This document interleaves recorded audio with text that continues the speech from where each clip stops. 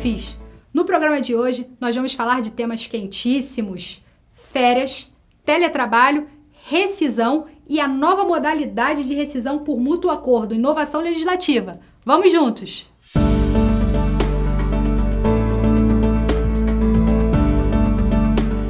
Nosso tema agora é férias e a nova redação do artigo 134 da CLT. Anteriormente, nós tínhamos um cenário em que os 30 dias eles só poderiam ser divididos em dois. Ou 20 e 10, ou você vendia 10 e só tirava os seus 20 e ponto final. Agora, com a nova redação do artigo 134, nós temos a permissão legislativa para parcelar as férias em até 3 períodos. Mas não é bagunça, não deixe que seu empregado escolha assim. Um período mínimo deve ser de 14 dias e os outros de no mínimo 5. Ou seja, eu não posso dar 10, 3, 2. Eu preciso dar um período de 14 no mínimo e os outros 2 de 5, que seja da maneira que eu quiser, desde que eu respeite esses mínimos legislativos. É necessária a concordância do empregado, ou seja, eu não posso impor, olha, você vai tirar 20, depois 5 e 5. É necessário a concordância, porque é um direito que ele tem de parcelar as férias. Se ele não quiser parcelar as férias, ele não é obrigado. E é importante dizer, e essa questão tem gerado muita divergência, que o pagamento ele é proporcional aos dias, ou seja, se eu vou tirar 14 dias de férias, amanhã eu vou receber meus 14 dias de férias hoje. Se eu vou tirar os 5 dias de férias, eu vou receber 5 dias de férias.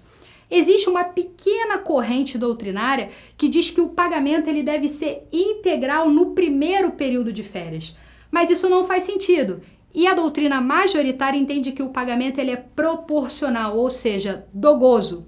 Se você adianta o pagamento, isso é temerário para você, porque você não sabe se de fato aquele empregado vai tirar férias.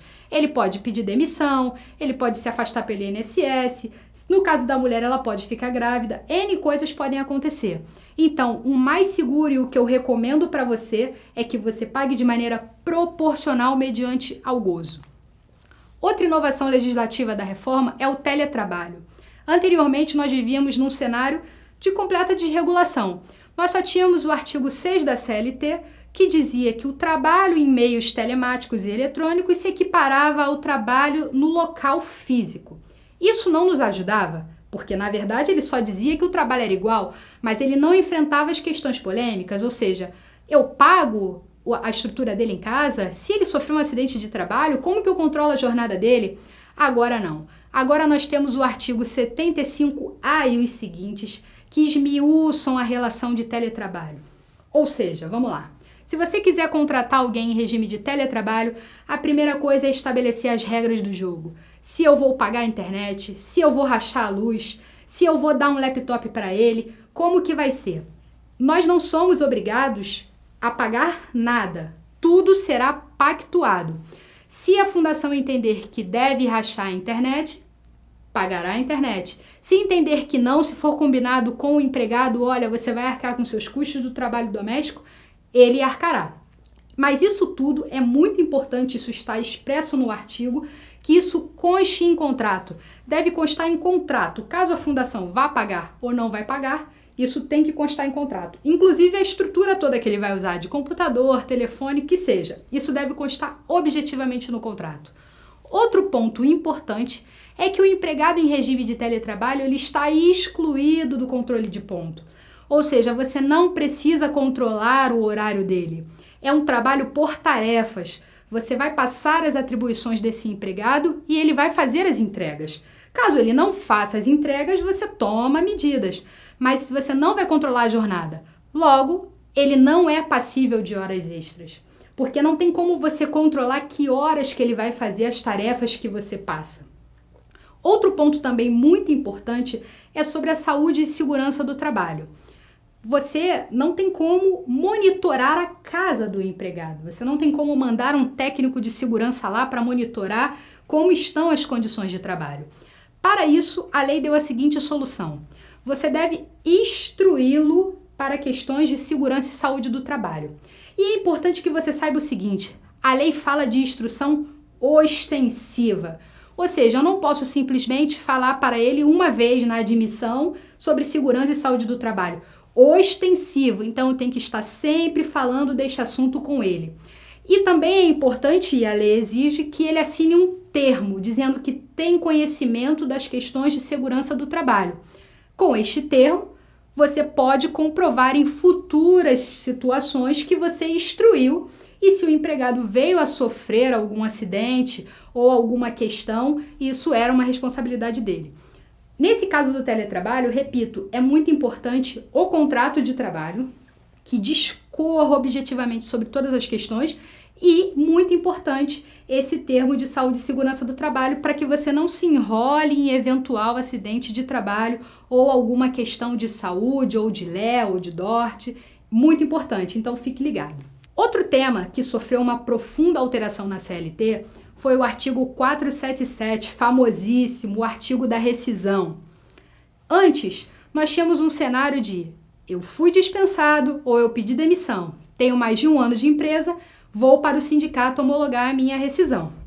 Além disso, a empresa, no caso de aviso prévio indenizado, tinha 10 dias para pagar minha rescisão e no caso de aviso prévio trabalhado, tinha 48 horas para pagar a minha rescisão. Agora, esqueça tudo mudou. Agora não é mais necessário a assistência sindical. Veja o que eu digo a você, não é mais obrigatório, mas caso a empresa queira continuar sendo assistida pelo sindicato, isso é possível, mas não é obrigatório. Boa parte das empresas agora está fazendo homologação em seus próprios RHs. Outra mudança importante é o prazo de 10 dias, e é importante que você atente a isso, pois isso pode te causar um prejuízo. Agora, não existem mais categorias de prazo pelo aviso prévio. O prazo ele é de 10 dias para tudo. Ressalto, 10 dias para tudo. Você tem 10 dias, independente se é aviso prévio indenizado ou se trabalhado, para pagar verbas, para entregar guias, para sacar o fundo e para o seguro-desemprego e para baixa na carteira. Isso é muito importante.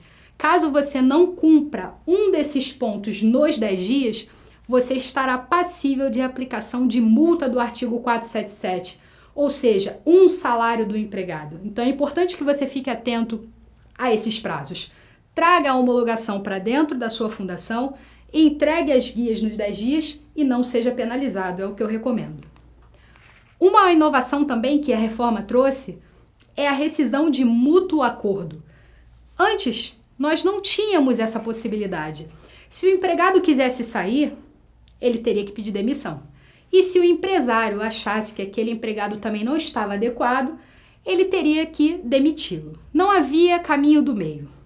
Com isso, a reforma percebeu essa demanda e agora criou a modalidade de rescisão de contrato de trabalho por mútuo acordo. Ou seja, o empregado quer sair, ou vai fazer um intercâmbio, ou vai fazer um curso, ou arrumou alguma outra coisa, ele chega para o empregador e fala, olha, vamos fazer um acordo? Eu quero ser demitido. Aí o empregador fala, ok, eu também quero te demitir, vamos fazer um acordo. Como que fica isso? Quais são as vantagens? Para todos, né? O empregado, ele vai ter acesso a 80% do fundo, acrescido de 20% de multa rescisória. Antes, na rescisão sem justa causa, a multa é de 40%, ou seja, rateia, metade para o empregador, metade para o empregado. E ele só vai acessar 80% do fundo. 20% vai ficar retido. Ele não vai perder esses 20%, ele vai ficar retido. Caso em outro emprego ele venha a ser demitido sem justa causa, ele vai acessar esses 20% juntamente com qualquer depósito a mais que tenha lá.